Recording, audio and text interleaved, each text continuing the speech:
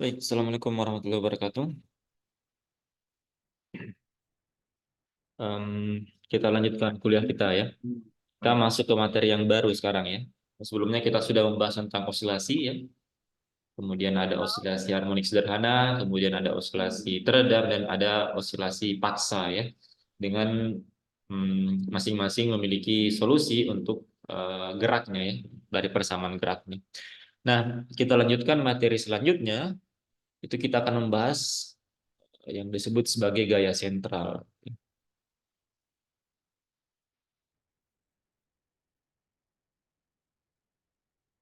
Nah, jadi kalau kalian ingat di paruh pertama semester itu di pembahasan mengenai dinamika, itu kita sudah membahas tentang berbagai jenis gaya ya. Berbagai jenis gaya, di mana gaya tersebut bisa saja merupakan fungsi dari beberapa variabel kinematik ya. Jadi gaya itu bisa merupakan fungsi dari posisi, fungsi dari waktu, dan fungsi dari kecepatan. Nah, gaya sentral ini itu merupakan salah satu contoh dari gaya yang bergantung pada posisi, ya. Nah, tapi eh, gaya ini itu berlaku atau bekerja antara dua benda atau dua partikel, ya. Jadi ada gaya antara dua benda yang dipisahkan oleh jarak tertentu dengan syarat-syarat tertentu sehingga disebut bahwa di antara keduanya itu terjadi gaya sentral, ya. Nah, kita mulai dari definisinya ya. Apa itu gaya sentral? Jadi dari definisinya, gaya sentral itu adalah gaya antara dua benda ya, atau dua partikel antara dua benda, entah itu dia gayanya sifatnya tarik menarik atau saling tolak menolak ya, atau biasa juga disebut sebagai gaya yang sifatnya atraktif atau repulsif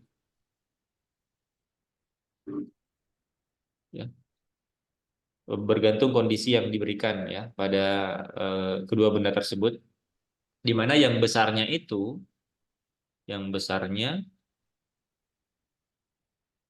bergantung eh, jarak pisah keduanya. Jadi jarak antara kedua benda tersebut sangat mempengaruhi gaya yang bekerja di antaranya ya. Jadi besarnya bergantung pada jarak pisah keduanya,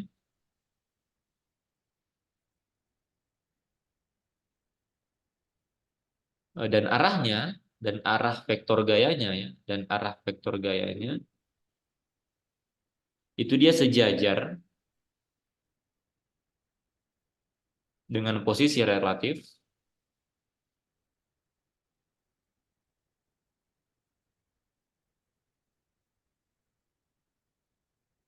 satu benda terhadap benda lainnya.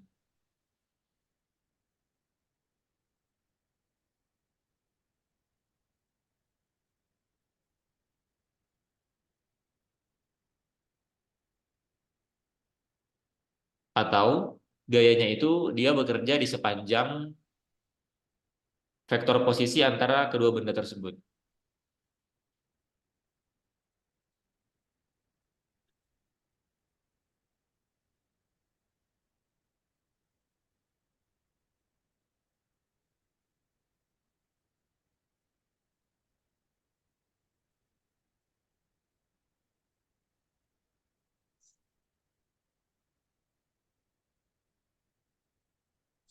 Ya, jadi kira-kira definisinya seperti ini ya. Jadi gaya sentral adalah gaya antara dua benda, atraktif atau repulsif, yang besarnya itu bergantung pada jarak pisah keduanya, dan arah vektor gayanya itu dia sejajar dengan posisi relatif satu benda terhadap benda lainnya, atau dia bekerja sepanjang vektor posisi antar kedua benda tersebut, ya.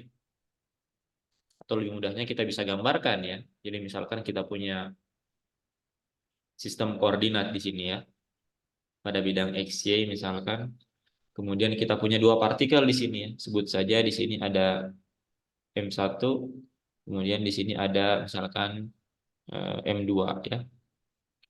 Maka dari pusat koordinat itu kita punya vektor posisi masing-masing ya. Dari misalkan M1 kemudian ada M2. Ini berarti vektor posisi dari M1 kita sebut sebagai R1, vektor R1, yang ini R2. Nah, kemudian vektor posisi antar keduanya, misalkan vektor posisi M1 terhadap M2, kita sebut saja di sini R12 berarti. Seperti ini. Nah, jadi misalkan kita punya dua buah benda atau dua buah partikel M1 dan M2, di mana vektor posisinya itu adalah R12. Nah, misalkan ada gaya yang bekerja pada M2 akibat M1 ya. Misalkan ada gaya, sebut saja ada gaya ke arah sini ya. Ada gaya F misalkan. Nah, gaya F ini itu dia disebut gaya sentral jika arah vektornya itu sejajar dengan vektor posisi antara M1 dan M2 ya. Misalkan ini M2, ini adalah gaya yang dirasakan M2 akibat M1 ya. Karena dia ke arah sini berarti artinya ada tolak menolak ya. M2 menerima gaya tolak dari M1. Ini contoh, salah satu contoh. Nah, F ini gaya sentral, ini vektor ya. Kalau arah vektor yang ini itu dia sejajar dengan R12. Nah, kalau misalkan gayanya itu dia ke arah sini misalkan, atau ke sini atau ke sini ya, maka ini bukan merupakan gaya sentral. Karena arah vektornya itu dia tidak sejajar dengan vektor antara M1 dan M2. Ya, bisa dipahami ya, ciri dari gaya sentral. Jadi gaya sentral itu ciri utamanya yang pertama dia besarnya bergantung pada jaraknya, kemudian yang kedua arah vektornya sejajar dengan vektor posisi antara M1 dan M2. Kemudian dari gambar ini kita bisa dapatkan juga informasi vektor posisi, misalkan vektor posisi massa 1 terhadap massa 2, berarti ini sama dengan R1, vektor R1 dikurang R2. Atau sebaliknya, vektor posisi benda 2 terhadap benda 1 ini sama dengan minus dari R12 ya, karena arahnya berbeda. Nah, misalkan kita tinjau, misalkan gaya yang dialami oleh partikel pertama akibat partikel yang kedua. Nah, itu bisa kita rumuskan seperti ini ya. Jadi kita bisa tinjau suatu gaya sentral yang dialami oleh partikel pertama atau benda pertama ya. Partikel pertama, partikel 1 akibat partikel yang kedua.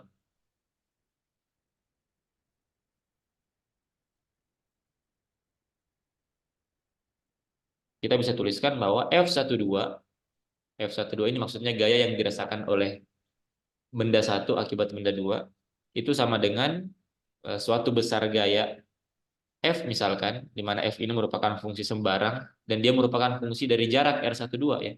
Jadi jarak besaran skalar jarak antara M1 dan M2 dikali dengan arah vektornya. Seperti ini. Di mana FR12 ini itu merupakan fungsi sembarang ya. Fungsi sembarang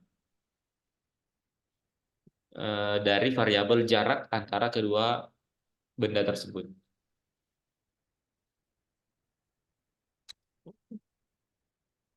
Dari variabel jarak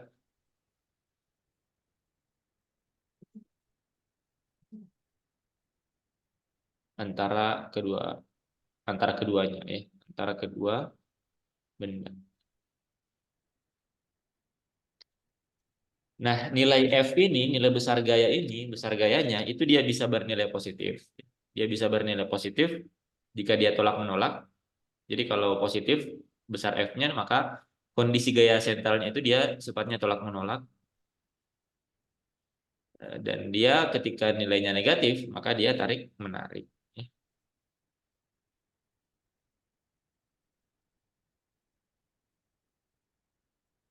Nah, terkadang juga untuk memudahkan perhitungan yang akan kita lakukan, nah biasanya untuk sistem dengan dua partikel seperti ini, biasanya salah satu partikelnya itu kita tempatkan di pusat koordinat ya, agar lebih memudahkan memudahkan perhitungan kita nantinya. Misalkan yang M1 ini kita tempatkan di pusat koordinat. Jadi biasanya ketika kita memiliki kasus gaya sentral seperti ini, maka akan lebih mudah ketika kita menempatkan salah satu partikelnya itu berada di pusat massa dan partikel lainnya itu berada dalam koordinatnya ya, ini M2. Maka arah vektornya ke sini. Vektor R saja biasa dituliskan seperti ini ya. Sehingga gaya sentralnya itu F, gaya sentralnya sama dengan FR R topi ya. Artinya arah vektor satuannya itu ke arah R. R itu merupakan jarak antara M1 dan M2. Nah, seperti ini ya. Nah, biasanya untuk memudahkan saja penulisan, kita tempatkan salah satu partikelnya di titik pusat koordinat. Nah, contoh gaya sentral, kalau kalian ingat di fisika dasar ya, ada beberapa contoh. Misalkan saja kalau kalian ingat, kita punya yang disebut sebagai gaya gravitasi ya. Nah, gaya gravitasi ini merupakan salah satu bentuk gaya sentral, di mana gaya antara suatu partikel satu dengan partikel dua, misalkan antara matahari dengan bumi, ya, ini sama dengan F1 2, itu sama dengan minus F21, gaya yang dirasakan oleh si benda dua terhadap benda satu. Ini biasanya dirumuskan dengan minus GM1, GM besar M kecil per R12 ya, kuadrat dikali dengan R12 topik seperti itu. Di mana G itu konstanta gravitasi Newton, M ini misalkan massa matahari, M ini massa bumi ya. Nah, ini sifatnya dia mutlak saling tarik menarik ya. Karena gayanya itu ada minus. Besar gaya F ini adalah besar FR-nya ya. FR-nya itu dia FR12-nya itu dia minus, artinya dia tarik menarik. Contoh yang kedua yang umum kita temukan dalam fisika itu, kalau kalian ingat, ada yang disebut sebagai gaya Coulomb ya.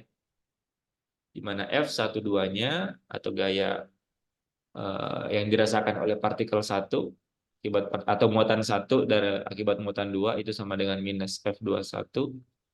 Ini sama dengan K1Q2 per R12 R12 atau ini saya tuliskan M12 saja ya supaya jelas bahwa ini gaya gravitasi antara M1 dan M2. Nah, seperti itu.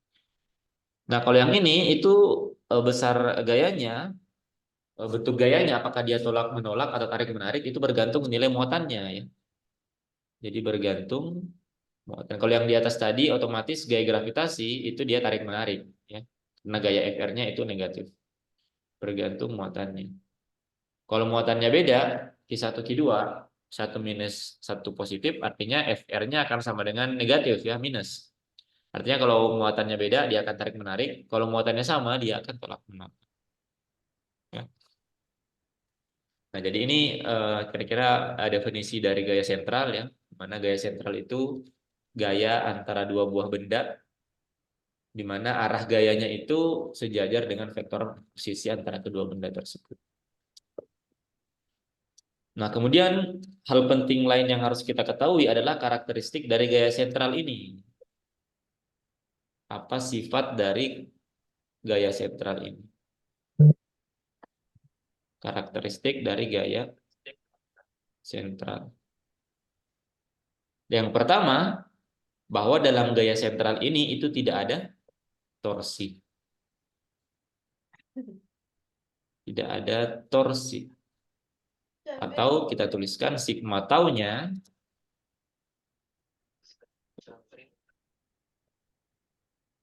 itu sama dengan 0. Ya. Jadi tidak ada torsi yang bekerja pada gaya sentral. Kenapa?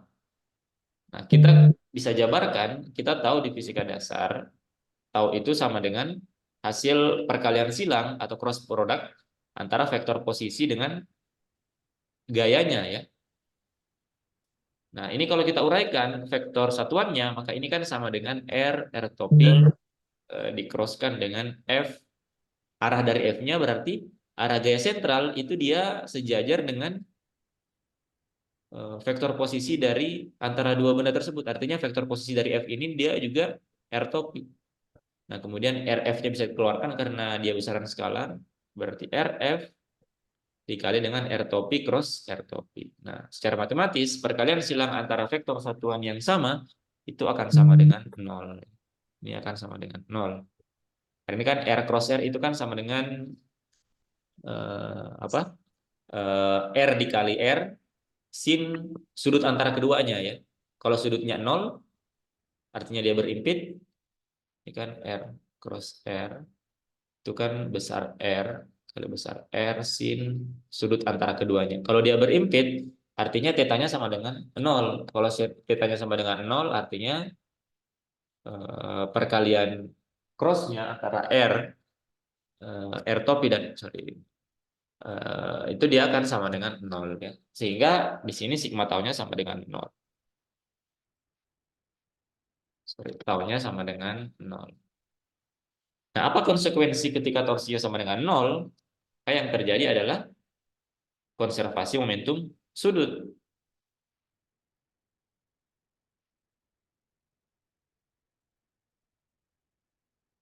Nah, kita tahu bahwa torsi itu sama dengan turunan dari momentum sudut terhadap waktu ya. Kalau di ini rotasi ya, kalau ditranslasikan kita punya F itu sama dengan dp dt ya. Gaya itu sama dengan turunan dari momentum terhadap waktu. Nah, torsi itu sama dengan turunan momentum sudut terhadap waktu. Nah, jika ini sama dengan 0, artinya torsinya sama dengan 0, berarti dapat disimpulkan bahwa L-nya itu konstan. Ya. Jadi momentum sudutnya itu konstan. Atau kalau kita jabarkan, maka L di mana L itu sama dengan R cross P ya, hasil perkalian silang antara posisi dan momentum ini dia konstan. Ya. Atau bisa kita coba gambarkan ya, misalkan kita punya sistem koordinat supaya lebih mudah dipahaminya yang mana yang dimaksud dengan momentum sudut yang konstan. Misalkan kita punya bidang 3 dimensi seperti ini ya.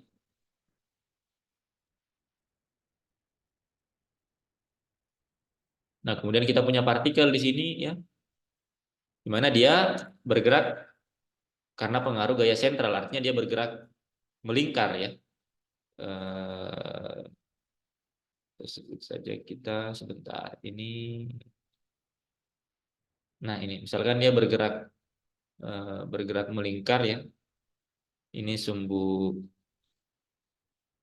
X, ini sumbu Y, atau saya tuliskan dulu sumbunya.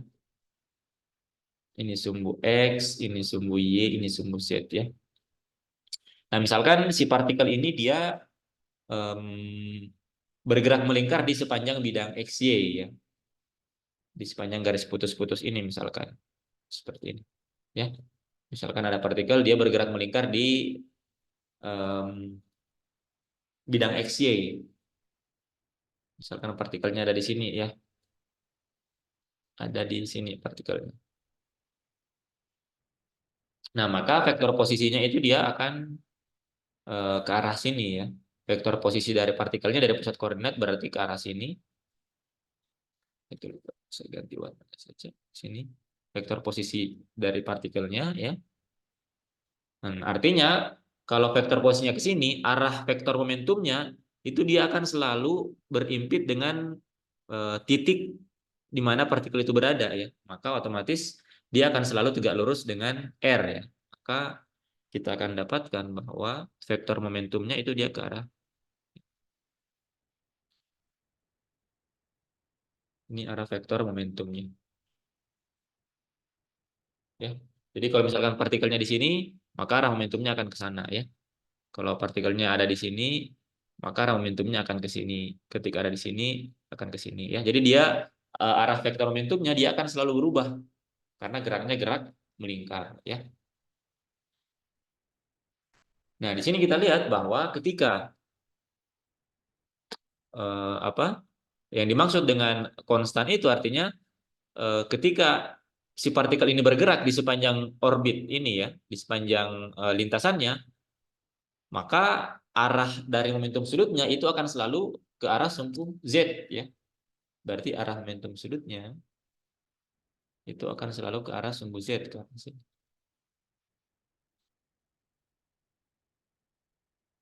Nah, dengan kata lain kita bisa lihat, jadi dimanapun si partikel ini bergerak, entah dia di sini, di sini, di sini, maka L-nya itu akan selalu ke arah sumbu Z. Sepanjang si partikel ini dia bergerak di bidang XY ya. Dia akan selalu tegak lurus. Nah, jadi misalkan si partikel ini dipengaruhi oleh gaya sentral, dia bergerak melingkar di sini ya, di sepanjang bidang XY, maka arah momentum sudutnya itu dia akan selalu ke arah sumbu Z. Dimanapun arah R-nya, misalkan di sini, kita punya partikel di sini misalkan, arah partikelnya di sini ya, ke sini, maka arah momentumnya, berarti arah momentumnya akan ke sana ya. Maka dia akan, tapi ini bisa dibayangkan di bidang XY ya. Bentar, ke sini ya. Seolah-olah ke sini arah momentumnya ya. Intinya si momentumnya ini dia akan selalu berubah arahnya ya, bergantung di mana posisi partikelnya. Dia akan selalu siku-siku dengan em, arah vektor jaraknya ya, vektor posisinya. Maka vektor posisi dari L-nya itu akan selalu ke arah sumbu Z.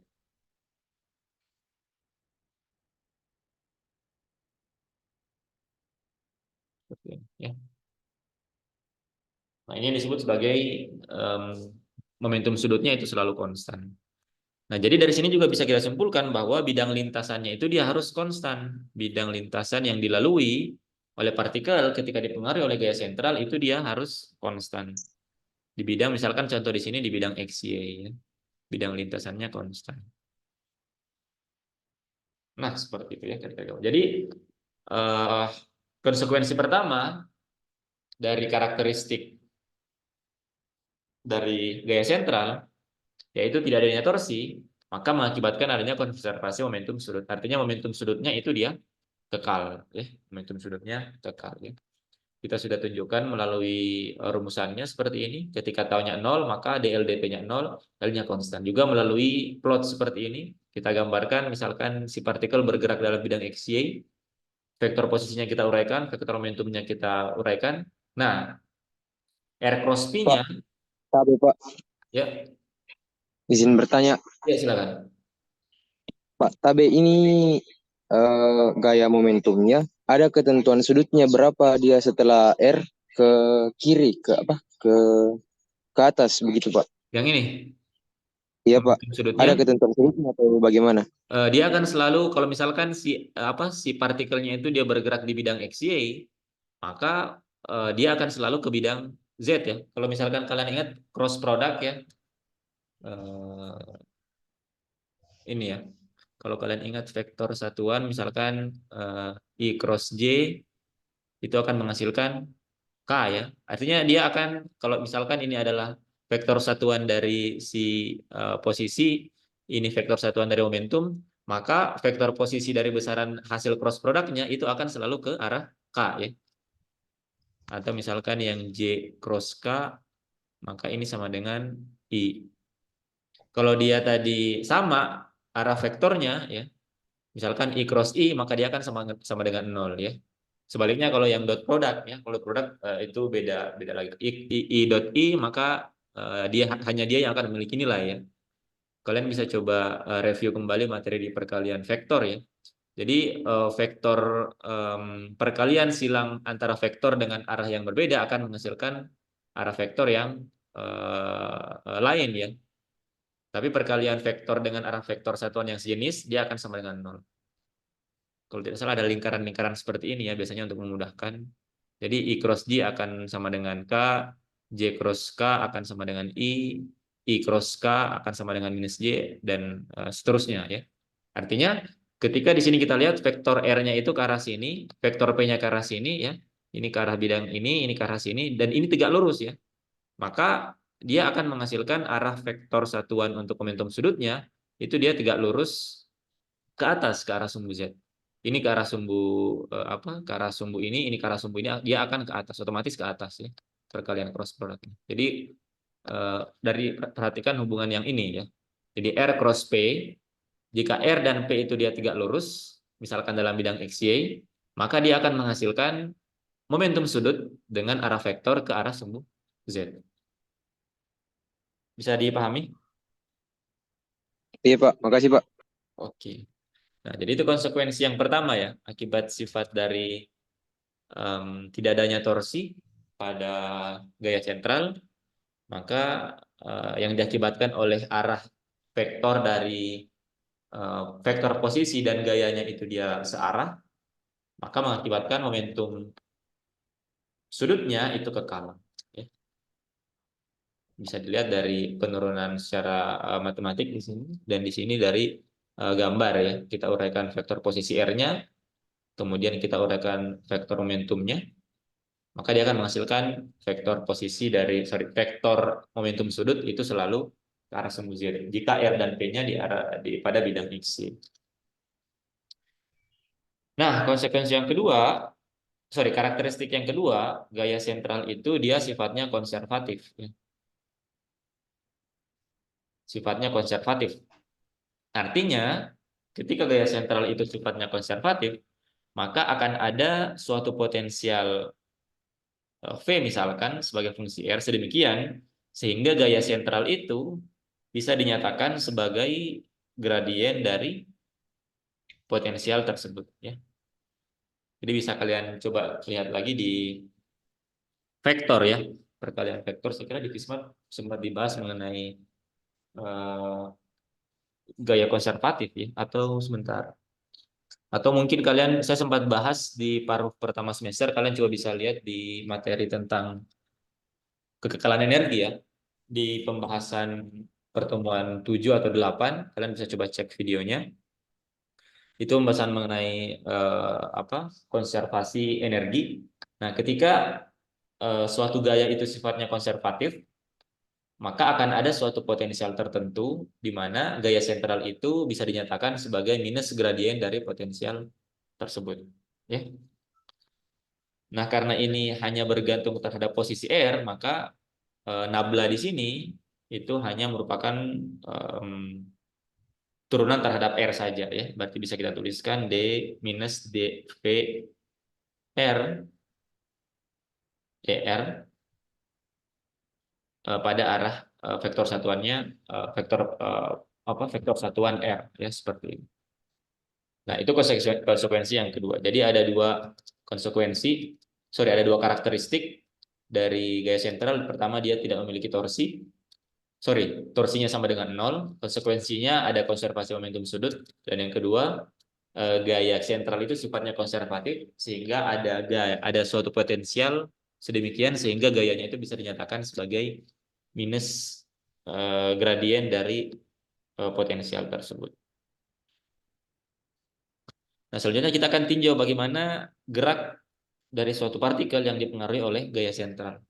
Jadi akibat adanya gaya sentral, misalkan yang pada partikel ini tadi ada apa? Ada gaya di sini ada misalkan partikel 1, partikel 2 ya.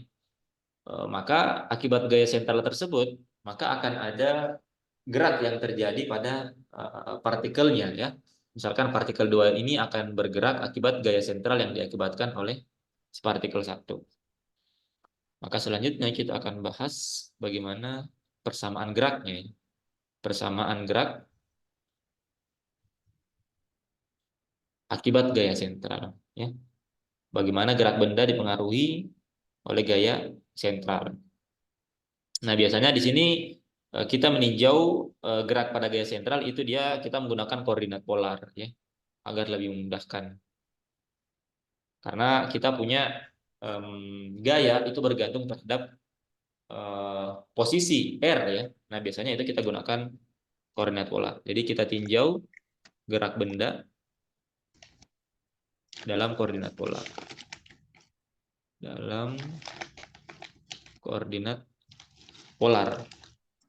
Nah, biasanya kalau ada dua partikel yang kita tinjau, kita menempatkan benda pertama itu sebagai pengamat. Kemudian kita akan tinjau bagaimana pergerakan benda dua ditinjau dalam kerangka benda satu. Ya, misalkan kita punya matahari dan bumi. Matahari itu kita anggap sebagai benda satu yang diam di pusat koordinat. Dia sebagai pengamat. Kemudian kita akan tinjau bagaimana pergerakan bumi sebagai benda dua ditinjau dalam kerangka benda satu. Ya, bisa dibayangkan ya gambaran sistemnya seperti apa. Jadi misalkan ada dua benda, benda satu itu kita jadikan sebagai pengamat yang diam di pusat koordinat. Tentunya kalau kita ambil dalam skala global, tentunya dia tidak diam ya, karena pastinya misalkan antara matahari dan bumi, matahari juga akan bergerak karena ada pengaruh gaya dari benda lain. Tapi karena kita tinjau sistem dua partikel saja atau sistem dua benda saja, kita bisa menyederhanakan sistem kita dengan menempatkan benda satu itu sebagai pengamat yang diam pada pusat koordinat. Nah, kemudian kita bisa meninjau pergerakan benda dua. Dari sini kita tinjau pergerakan benda dua ditinjau dalam kerangka benda satu. Ditinjau dalam kerangka benda satu. Jadi benda satu diam di pusat koordinat, misalkan di titik O. Nah, kemudian posisi benda yang kedua itu berada pada vektor posisi R. Jadi kira-kira gambarannya di contoh mana tadi, gambar di atas. Nah, ini ya. Jadi yang awalnya seperti ini. Nah, kita untuk memudahkan perhitungan kita tempatkan massa satunya atau partikel satunya di pusat koordinat, di mana vektor posisi antara M1 dan M2 itu sama dengan vektor R. Ya. Nah, sekarang kita tinjau bagaimana percepatan si partikel 2. Kita tinjau bagaimana percepatan partikel 2 dalam koordinat polar. Percepatan benda 2 dalam koordinat polar. Nah, ini bisa kalian coba cek ya. Saya tidak akan turunkan lagi karena sudah saya turunkan ketika membahas mengenai kinematika di awal-awal kuliah di kelas yang satunya ya. Kalian bisa coba cek di videonya.